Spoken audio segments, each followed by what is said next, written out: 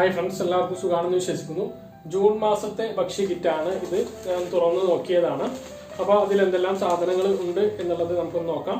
1 kilo പഞ്ചസാരയുണ്ട്, അതുപോലെ തന്നെ 1 kilo ആട്ടയുണ്ട്, 1/2 kilo ചെറുപയർ, ഉലുവ 100, 250 ഗ്രാം തുവരപ്പരിപ്പ്, 100 ഗ്രാം ചായപ്പൊടി, 100 ഗ്രാം മുളക് പൊടി, 100 ഗ്രാം മഞ്ഞൾപ്പൊടി, 1/2 കിലോ ഉഴുന്ന്, 250 ഗ്രാം കടല, വെളിച്ചെണ്ണ 1/2 ലിറ്റർ. ഇത്രയും സാധനങ്ങളാണ് നമ്മുടെ ഈ കിറ്റിലുള്ളത്. അപ്പോൾ ഒന്നും കൂടി നോക്കാം. 1 ഉഴുന്ന് 1/2, 250 ഗ്രാം കടല, 1/2 ലിറ്റർ വെളിച്ചെണ്ണ, 3 മഞ്ഞൾപ്പൊടി, 4 മഞ്ഞൾപ്പൊടി, 5 മുളക് പൊടി, 6 ഉലുവ, 7 ചായപ്പൊടി, 8 പരിപ്പ്, 9 ചെറുപയർ, 10 ആട്ട, 11 പഞ്ചസാര. പിന്നെ ഇതിങ്ങനെ തൂക്കി ഇതിങ്ങനെ പാക്ക് ചെയ്ത് വരുന്ന തുണിസഞ്ചി. ഇങ്ങനെയുള്ള ഐറ്റമാണ് ഈ ഒരു കിറ്റ്.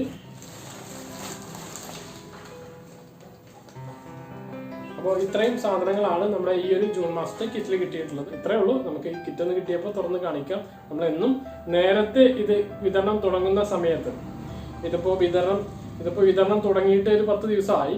നമ്മൾ എപ്പോഴും ഇതിന്റെ വിതരണം തുടങ്ങുന്ന സമയത്ത് തന്നെ ഒരു കിറ്റ് സംഘടിപ്പിക്കാറുണ്ട്. പക്ഷേ ഈ ഒരു ജൂൺ മാസത്തിൽ നമുക്ക് അതുപോലത്തെ ഒരു കിറ്റ് കിട്ടിയില്ല. കിട്ടിയ സമയത്ത് നിങ്ങളൊന്ന് കാണിച്ചു എന്ന് മാത്രം. നിങ്ങൾ തംബ്നെയിൽ ശ്രദ്ധിച്ചിട്ടുണ്ടാകും 2000 രൂപ കിറ്റിനൊപ്പം 2000 രൂപ എന്നുള്ളത്. തമിഴ്നാട് സർക്കാർ വിതരണം ചെയ്തതാണ്. തമിഴ്നാട് സർക്കാർ 14 ഇനം ഭക്ഷ്യ കിറ്റും അതിനോടൊപ്പം 2000 രൂപയാണ് ഓരോ റേഷൻ കാർഡുള്ള ആളുകൾക്കും വിതരണം ചെയ്തത്. കഴിഞ്ഞ ആഴ്ച നാഗർകോവിൽ ജില്ലയിലാണ് ഇതിൻ്റെ ഒരു വിതരണം ഉണ്ടായിരുന്നത്.